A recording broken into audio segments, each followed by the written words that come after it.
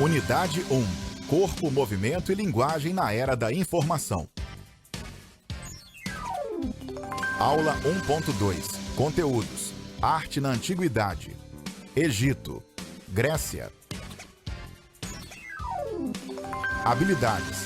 Associar diferentes funções da arte, do trabalho e da produção dos artistas em seus meios culturais. Compreender o valor da diversidade artística e das inter-relações de elementos que se apresentam nas manifestações de vários grupos sociais e étnicos. Então vamos dar início ao nosso segundo momento da aula de arte. Como nós falamos, é um conteúdo curto, né? As aulas são poucas aulas, mas bem intenso, com muito conteúdo realmente para vocês. E aí nós vamos fazer então o que vocês viram na aula que foi com a professora Gabriela. Nós falamos sobre o que na nossa revisão? Nós vamos falar sobre o que? Sobre a pré-história, né? Esse período da história que envolve, né, o início, vamos dizer assim, da nossa civilização, que deixaram resquícios. Hoje é considerado arte, certo? Mas naquele período, no período da pré-história, no paleolítico, no neolítico, da idade dos metais, eles eram considerados o quê? Utensílios. A partir de agora, a partir de determinado momento, quando os arqueólogos encontraram aqueles resquícios deixados pelo homem da pré-história, se torna arte, porque ele não tem mais uma utilidade, uma funcionalidade. E sim, ele vai ser apenas contemplado, admirado e saber como viveu aquele povo. O homem da pré-história, do paleolítico, ele é o quê? Um homem sedentário, nômade. Ele fica trocando de local, né? Ele caça, ele pesca, porque ele não dominava nem a pecuária, nem a agricultura, ele não dominava. Então, esse homem da pré-história do paleolítico, ele era nômade. Então, o homem do neolítico, ele não precisa mais aprisionar esse espírito. Ele já começa a fazer uma pintura chamada de pintura esquemática, para registrar apenas o seu dia a dia, apenas como um registro. Esse homem já é um homem nômade, ou sedentário, tá? Então, isso aí que vocês viram no primeiro momento, né? Esse conteúdo que vocês viram no primeiro momento com a professora Gabriela, tá? Então, o homem do paleolítico é um homem nômade. O homem do neolítico, ele já se torna um homem sedentário, ele já domesticava, já plantava, né? E até a pintura dele, que ele deixou no interior das cavernas, já é modificada. Ok? Então, passando ainda por essa arte na antiguidade, nós vamos entrar num outro conceito, numa outra cultura, não menos importante, e sim muito importante, que nós vamos falar sobre o Egito e a Grécia. E aí, o que nós temos sobre o Egito e Grécia? E aí tem uma pergunta para vocês, um desafio. Quais as imagens que vêm em sua mente quando falamos as palavras Egito e Grécia? O que vem na mente de vocês quando se pronuncia essas palavras? Egito e Grécia. Ok? Então vamos dar início à nossa aula de hoje desse conteúdo. Muito bem, chegamos aqui numa paisagem que representa, eu tenho certeza que muitos de vocês responderam no desafio, as pirâmides, os sarcófagos, as múmias, as esfinges, né, que representam o Egito. Essa grandiosa cultura, essa riqueza, né, que foi nos deixado até hoje, se transformando em arte. Então, o Egito, nós sabemos que o Egito fica no continente aonde? Qual continente? No continente africano, não é verdade? Então, ele traz todo esse legado, né, tanto de pintura, de escultura, de arquitetura, que nós vamos ver agora em nossa aula. Vamos falar um pouco desse conteúdo, desse conceito da arte no Egito Antigo. Vamos lá? Então, a arte egípcia, por um lado, é marcado pela escrita avançada e pela religião. Preste atenção, pela escrita avançada e pela religião. Ela foi capaz de determinar, né, o modo de vida, as relações sociais hierárquicas, direcionando todas as formas de representação artística daquele povo. Então, o que direcionava a arte desse povo? Era a religião, e através da escrita. No Egito, nesse Egito antigo, ele era dominado, quem comandava tudo era quem? Os faraós. Aqui nós temos vários faraós que fazem parte dessa história antiga do Egito, certo? Então o faraó era o Deus supremo do Egito antigo. Ele tinha o poder e determinava tudo. Ele determinava a lei, ele era sacerdote, ele era juiz, ele era tesoureiro. Ele tinha o direito de dar a vida e tirar. Ele era considerado um Deus. Esse Deus é escrito com letra minúscula, ok?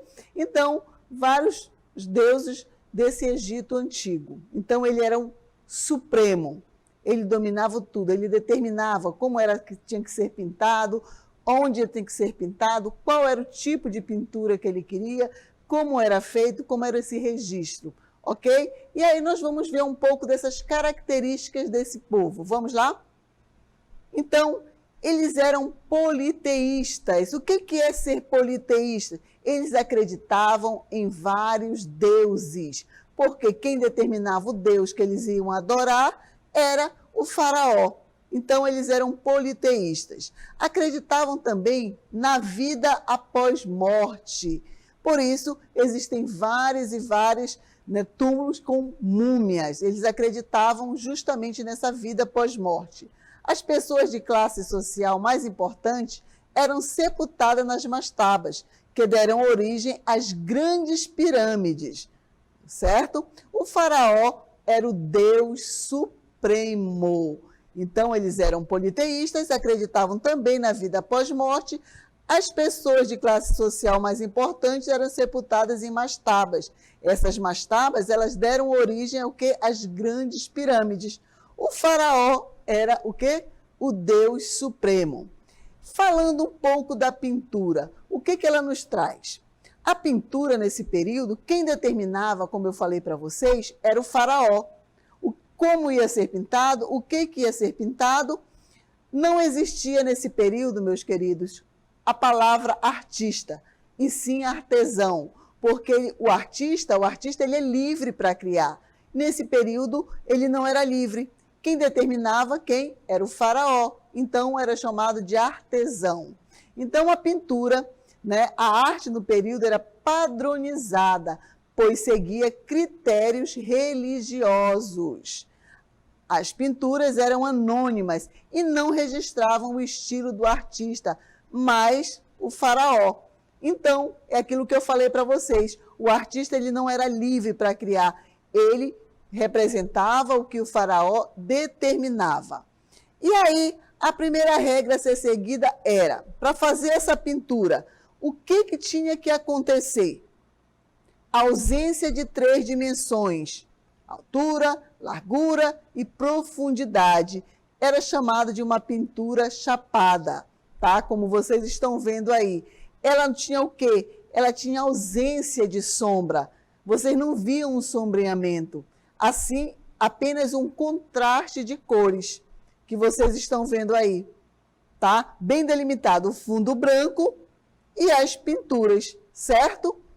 Utilização de cores convencionais. Então, o faraó era pintado de uma determinada cor, a esposa, os escravos e assim por diante. Era uma coisa padronizada. Ausência de indicação de relevo, ângulos restritos de visão, de frente, de perfil ou de cima.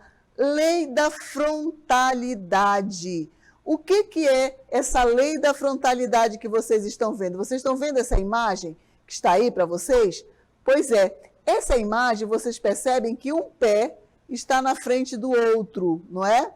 Então, mas o dorso, está de frente para o espectador. Então, vou mostrar aqui para vocês, ao vivo, como é que é essa lei da frontalidade.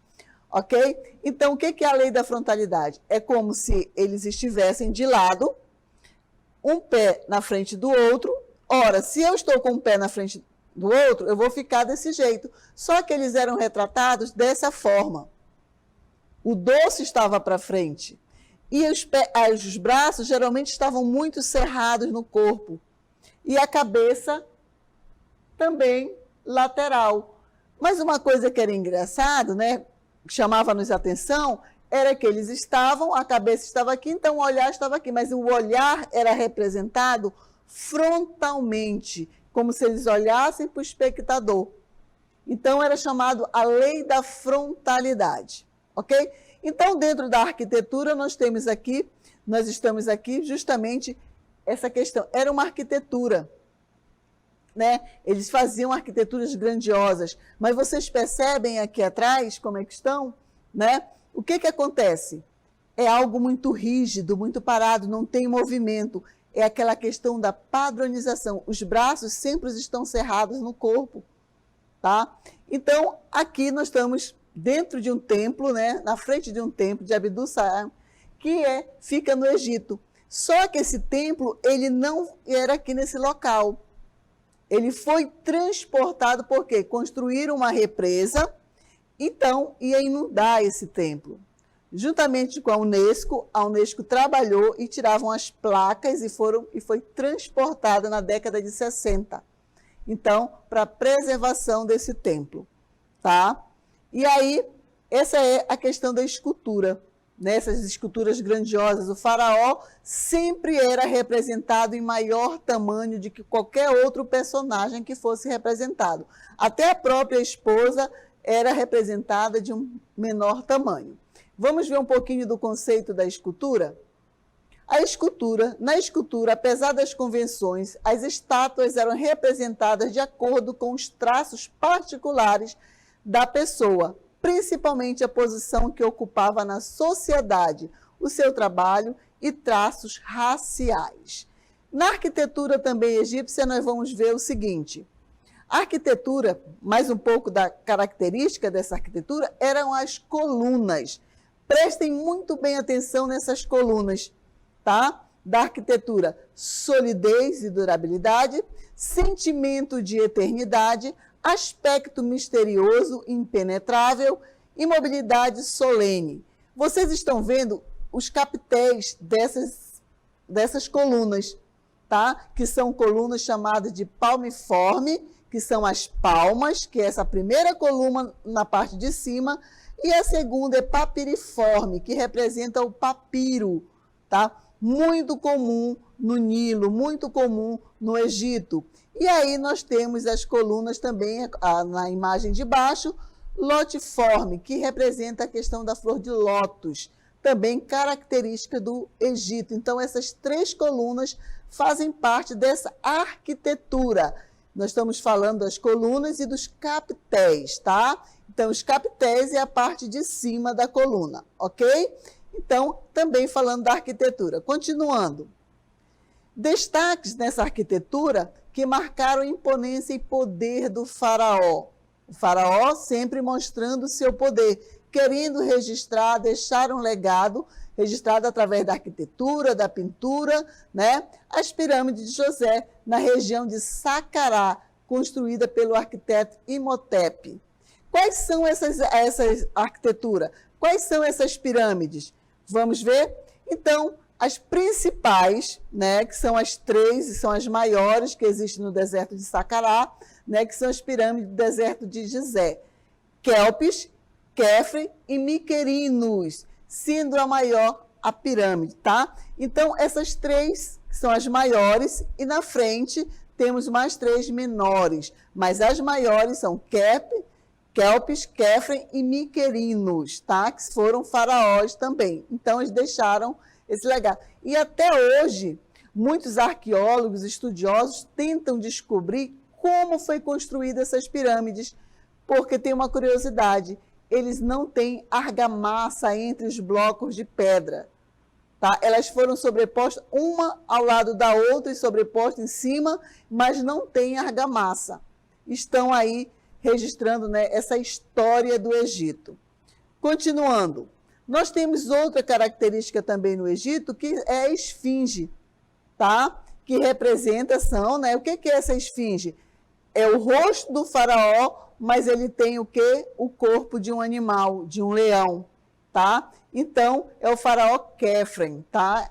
Que está registrado aí nessa esfinge. É a mais conhecida. Então, o Egito traz todo esse legado de história. Os egípcios, eles acreditaram numa vida pós-morte. Isso quer dizer o quê? Que eles, né, cultuavam, registravam através das suas pinturas, que eram chamadas pintura a lei da frontalidade, como eu mostrei para vocês, que era uma pintura padronizada, que era quem é que comandava, quem é que dizia como é que tinha que ser feito? O faraó. Então, quando acontecia também a mumificação, existia todo um ritual que era trabalhado, mas no interior do sarcófago, no interior das pirâmides, já estava tudo registrado, o dia a dia daquele faraó, porque eles acreditavam que quando o espírito voltasse para o corpo daquele faraó que estava mumificado, conservado através da mumificação, ele iria reconhecer o dia a dia daquele faraó. Por isso, as pinturas no interior dessas pirâmides, tá? Então, essa arquitetura suntuosa, imensa, mas sempre com a rigidez, né? Sempre voltada para o lado religioso. O Egito Antigo e a arte que foi deixada sempre ligada com o lado religioso, ok? Que eram o quê? Eles eram politeístas, não é verdade? Acreditavam em vários deuses. E dando continuidade, agora nós vamos sair do Egito e vamos para uma outra civilização. E agora, qual seria essa civilização? Nós estamos aqui numa arquitetura histórica, tá? Da Grécia. Eu tive o prazer de visitar, olha aí, sair do Egito e vim para a Grécia, que é o Pantenon, tão conhecido, né? Aqui com as colunas dóricas, que nós vamos ver, dando continuidade à nossa aula. Assim como o Egito era politeísta, será que a Grécia vai continuar sendo politeísta? Será que a Grécia vai acreditar nos deuses? Como é que essa cultura? A Grécia também, ela não vai esquecer o legado do Egito. Ela vai também trazer o conhecimento através da escultura, da arquitetura, das colunas, dos capitéis, e vai agregar ao quê? A sua cultura. Quer dizer, não há esquecimento, e sim, eles vão adequar a sua realidade cultural. Tá? E a Grécia Antiga vai trabalhar tudo isso também. Então, vamos falar um pouquinho dessa Grécia Antiga. Vamos lá? Então, a Grécia. A arte grega foi considerada livre. Olha aí, a arte grega foi considerada livre. O que tem de diferente da arte egípcia, que nós falamos? Então, a arte grega foi considerada livre, valorizava o homem como sendo o ser mais importante do universo. Mais uma diferença, não é verdade? Continuando.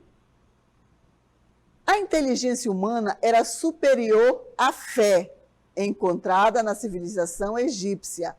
Ok? Então, a inteligência humana, nesse período da Grécia, ela vai ser muito mais importante do que a fé. Tá? Aquilo que nós vimos aonde? Lá no Egito. A fé no Egito era muito superior, ela movia tudo. E quem fazia mover tudo isso era o faraó, que era considerado Deus. Não é verdade? E na Grécia há essa mudança. Então, continuando, o dia a dia, a natureza e as manifestações dos gregos eram retratadas na arte. Aí vocês estão vendo uma imagem de um alto relevo. Por que é um alto relevo, professora? Porque nós não podemos olhar essa escultura, né, 360 graus. Nós vamos apenas olhar o quê? De frontalmente, é como se ela estivesse colada numa parede. Então, ela é o quê? Um alto relevo.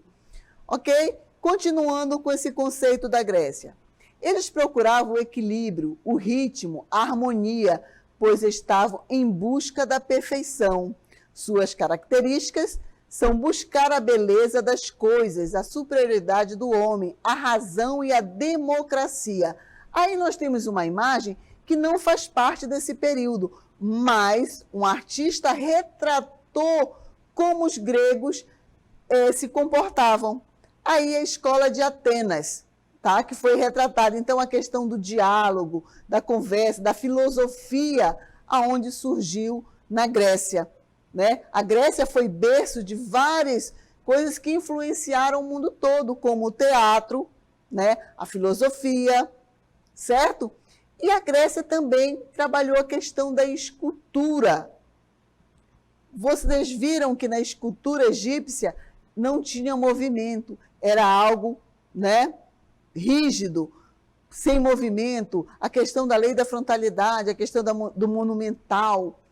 Os gregos, eles vão ainda, no início, pegar os conhecimentos egípcios da escultura, né, mas vão adequar a sua realidade. Mas o homem, a inteligência deles, acreditavam na inteligência do homem, e eles foram se superando. E a escultura foi mudando. É o que nós vamos ver agora nas esculturas que eu trouxe para vocês. Aqui nós temos a nossa primeira escultura. Lembram a rigidez egípcia? Pois é, os gregos ainda estavam naquela, pegando o conhecimento, trazendo a sua influência egípcia para a escultura grega, certo? Que é chamado de período arcaico. Esse período, ele vai do século 7 até antes de Cristo, ok?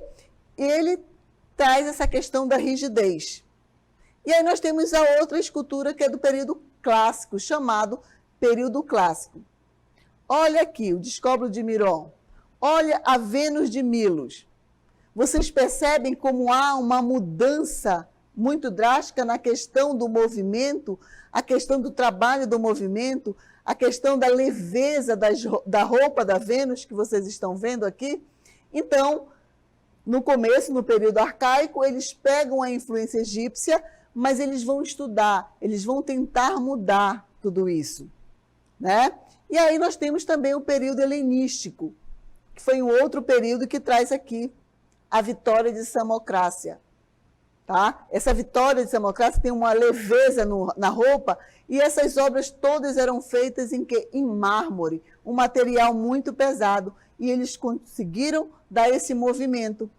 A Vitória de Samocrácia é como se o vento batesse, a roupa fosse tão leve que você percebe como se a água, que a roupa estivesse molhada, mas não, é apenas o mármore, né? Uma matéria tão fria que é o mármore. E os gregos conseguiram fazer isso. A questão do quê? Do estudo, de descobrir, acreditar que o homem tem um potencial, sim, e ele era livre para se criar, tá? E aí, continuando, nós vamos falar sobre a pintura grega.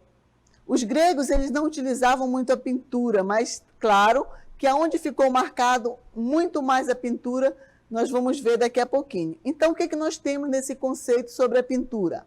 A pintura foi utilizada para decorar a arquitetura nas métopas, substituindo as esculturas e principalmente na cerâmica. Olha onde eles utilizaram muito mais a questão da pintura, na cerâmica. Havia um equilíbrio entre os vasos e a pintura. O maior pintor da arte grega foi Eséquias, que teve como uma das principais e famosas obras Aquiles e Ajax jogando, dispondo os personagens de forma harmoniosa. Olha aí a pintura que eu estou falando. Aquiles e Ajax. Vamos ver?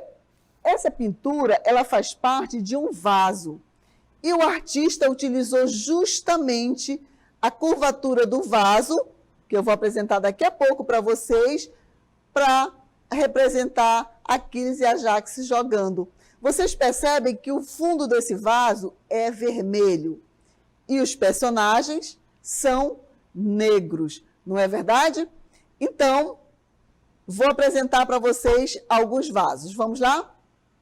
Aqui, deixa eu ficar aqui perto com cuidado, porque eu tenho medo de quebrar o vaso. Esse aqui é o nosso primeiro vaso, aquele que eu mostrei para vocês. A questão do fundo vermelho e os personagens negros. Eles não pintavam, eles queimavam a cerâmica, a partir da queima ficava negro e eles raspavam, tá? E iam fazendo o desenho. O fundo vermelho e o personagem negro, tá? a questão da cerâmica. Por quê? Os gregos acreditavam que tudo tinha que ter uma funcionalidade. A beleza, eles extraíam a beleza, mas tudo tinha que ser funcional, belo e funcional. Então, esse é um dos primeiros vasos, né, que eu estou mostrando para vocês. Aí acontece o quê? Acontece, com cuidado aqui para não quebrar meus vasos, acontece a inversão de cores, tá? Os vasos com funcionalidade para carregar água, guardar o vinho, guardar cereais. A inversão de cores vai acontecer em quê? Olha aqui, os personagens negros com fundo vermelho, certo? Aqui, os personagens de cor vermelha e o fundo do vaso branco ou negro, tá? O personagem vermelho e o fundo negro, ok? Então, a inversão de cores. Aqui, no nosso terceiro vaso, cuidado. Aqui, o que é a funcionalidade? Eles começam a fazer a narrativa de acontecimentos, tá? De batalhas, de conquistas, de beleza. O belo para eles era muito importante. Quanto mais belo, era melhor. E quanto mais funcional, melhor ainda. Ok? Então, no ano de 1530, dando continuidade ao nosso conteúdo, no ano de 530 a.C., um discípulo dele revolucionou a forma de pintar em vaso. Deixou o fundo negro e as figuras ficaram vermelhas, na cor do barro cozido, dando mais vivacidade às imagens. Aí agora nós vamos passar para um tema muito importante, que influenciou a cultura ocidental muito, influenciou demais. Vocês vão perceber que vocês vão encontrar no cotidiano de vocês, pelas viagens de vocês, para onde vocês andam, a influência da cultura grega nesse momento, que é a arquitetura. Vamos ver? Então, a arquitetura grega tinha um único objetivo: proteger as estátuas dos deuses e das ações do templo. Em seus templos, uma das características era a simetria entre a frente e o fundo, pronal, tá? E foi a partir deles que se iniciaram as colunas, cujos modelos eram de origem dórica, jônica e coríntia, ok? Então, aqui nós temos, vocês estão vendo, uma arquitetura grega. Primeiro, essa coluna aqui, deixa eu pegar aqui uma canetinha, vou colocar aqui a preta. Essa primeira aqui é chamada de coluna dórica.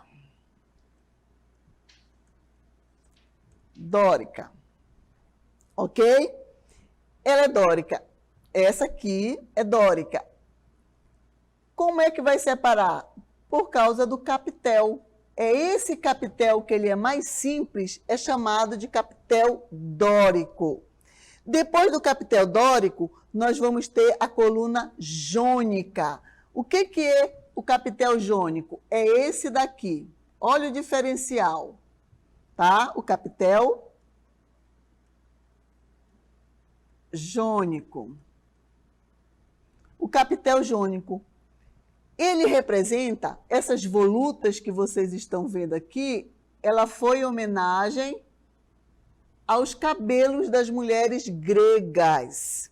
Então, capitel jônico, capitel dórico, e nós temos aqui um outro capitel, que já traz o quê? A questão da natureza.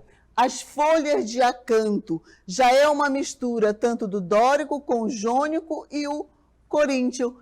Esse aqui é chamado de capitel, vou colocar para cá, tá? Capitel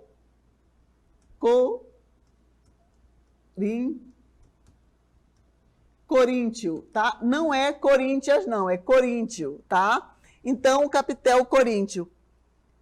Isso aqui, que é chamado de frontão, alguém já viu em alguma casa um frontão, que é chamado de casa de duas águas? Pois é, um frontão, colunas, capitéis. Então, essa arquitetura, ela é muito marcante. Não esqueçam, coluna dórica, tá?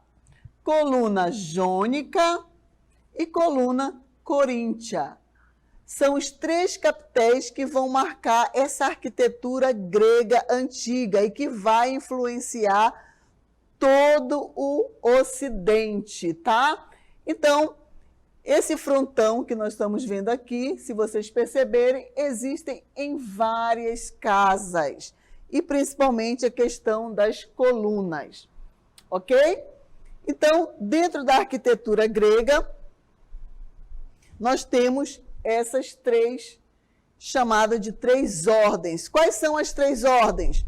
Dórica, jônica e coríntia. A dórica, simples e maciça, a jônica, mais detalhada e com mais leveza, e a ordem coríntia, extremamente detalhada, ok? E aí, continuando, nós vamos ver algumas imagens. No primeiro momento, nós temos aí o Pantenon. Vocês lembram das colunas que eu mostrei para vocês? Lá, a dórica, a jônica. Pois é, quando é retirada as colunas e colocam-se a imagem de uma mulher, a escultura de uma Vênus, a escultura de uma ninfa no lugar da coluna, ela passa a se chamar de cariátides. Não esqueçam, quando se tira a coluna e coloca a imagem da mulher, dessas deusas, dessas ninfas, elas passam a ser chamadas de cariátides, ok? E aí nós temos alguns exemplos de um teatro, né, e mais de um templo, ok? Então, dentro dessa arquitetura, dentro da pintura, dentro o homem enquanto ser mais importante, nós vimos no Egito e na Grécia. Deu para perceber a diferença, a influência? Quer dizer, os gregos não abandonaram o que os egípcios deixaram, e sim se apropriaram, né? Agregaram a sua cultura, descobriram uma forma de fazer para facilitar, de ser útil na sua vida. Então, dentro da pintura, eles se destacaram aonde, os gregos? Nos vasos, não é verdade? Claro que eles utilizavam as pinturas, sim, nos interiores dos templos, das casas e etc. Mas o destaque maior foi justamente na pintura, aonde eles fizeram aquela inversão de cores. E os gregos tinham que ser belo e funcional, como nós vimos nos vasos, certo? A arquitetura, ele traz a questão dessas ordens que foram chamadas de ordem dórica, jônica e coríntia. E os gregos também, eles acreditavam em deuses, vários deuses, porque o mito, a mitologia estava aí. Quantos mitos gregos nós não conhecemos? Certo? Então, dentro dessa questão, mas o homem estava superando, era um ser inteligente, ele não estava preso às convenções, não existia nesse momento o faraó para determinar, ele era mais livre para criar.